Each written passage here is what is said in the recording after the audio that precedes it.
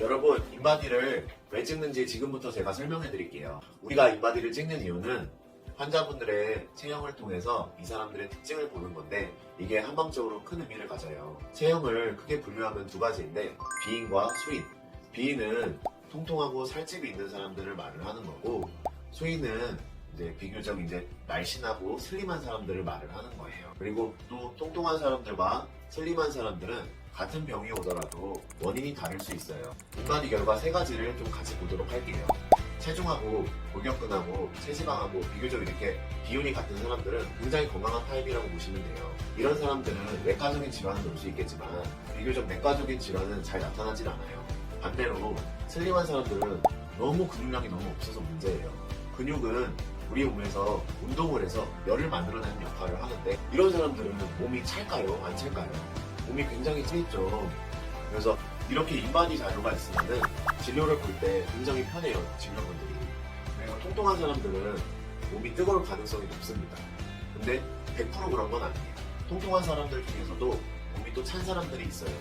이미지를 연상해보면 강호동을 생각하면 되는데, 강호동 딱 봐도 몸이 엄청 뜨거울 것 같잖아요.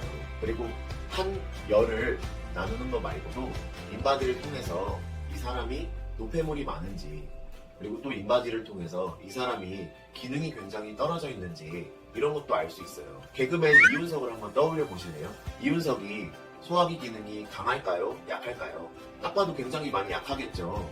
반대로 개그맨 김준현 같은 경우는 소화기는 또 강하겠죠. 근데 이런 김준현 같은 친구들은 노폐물이 많아서 문제가 나타날 가능성이 커요. 결론을 지어보면 인바디를 통해서 비인과 수인을 나눌 수 있다. 비인들은 통통하고 살집이 있는 사람, 몸이 뜨거울 가능성이 크다. 물론 몸이 찬 사람도 있다. 근데 비교적 슬림한 사람들보다는 몸이 뜨거울 가능성이 더 있겠죠. 그리고 통통하고 살집이 있는 사람들은 노폐물이 많이 나타나는 걸로, 노폐물이 많아서 문제가 나타날 가능성이 많고, 날씬하고 슬림한 사람들은 기능이 떨어져서 문제가 나타날 가능성이 많다. 이렇게 말할 수 있을 것 같아요. 여러분, 저희가 인바디를 이제 왜 찍는지 다들 아시겠죠? 소아들의 키 체중을 왜 측정해야 하는지 지금부터 제가 설명해 드릴게요. 소아들의 키 체중을 찍는 이유는 키 체중 그래프를 통해서 이 소아의 특징을 알 수 있고, 현재 잘 크고 있는지, 성인이 됐을 때 키가 어디까지 클 수 있는지도 알 수 있어요. 자, 위 그래프를 봅시다.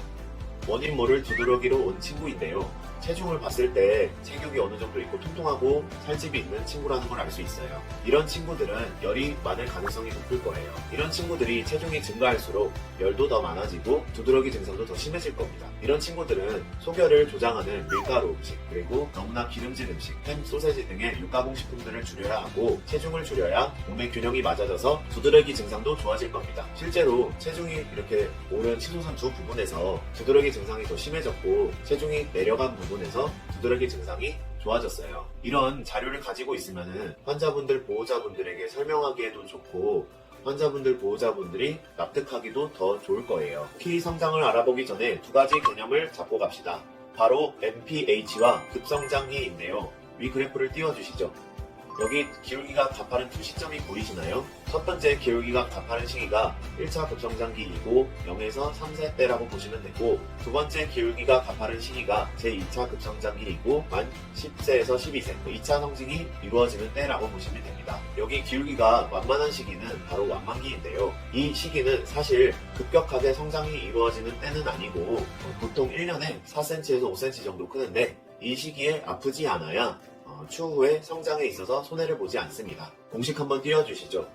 MPH가 뭐냐? MPH는 쉽게 말해 부모의 키를 통해서 아이의 키를 예측하는 공식이에요. 위 공식처럼 계산을 하면 되고, 여기서 플러스는 남자아이들이고 마이너스는 여자아이들입니다. 참 쉽죠? 물론 아이들은 성장하면서 변수가 많기 때문에 참고사항일 뿐 절대적인 것은 아닙니다. 실제 적용해볼까요? 위 친구의 MPH는 171이고 현재 성장 추세를 고려했을 때 성인의 키를 환산해보면 168.8입니다. 그리고 기울기가 가파른 시기 보이시죠? 여기가 이제 9세에서 11세인데 우리는 이 시기가 2차 급성장기라는 걸 알 수 있습니다. 확실히 다른 시기는 기울기가 완만하죠. 이렇게 우리는 키 체중 그래프를 통해서 이 친구가 현재 성장 추세가 어떤지, 그리고 성인이 됐을 때 키가 어디까지 클 수 있을지 우리는 알 수 있습니다. 그러니 꼭 아이들이 오면 엄마 아빠의 키를 적어서 기록해 주세요. 그게 중요합니다.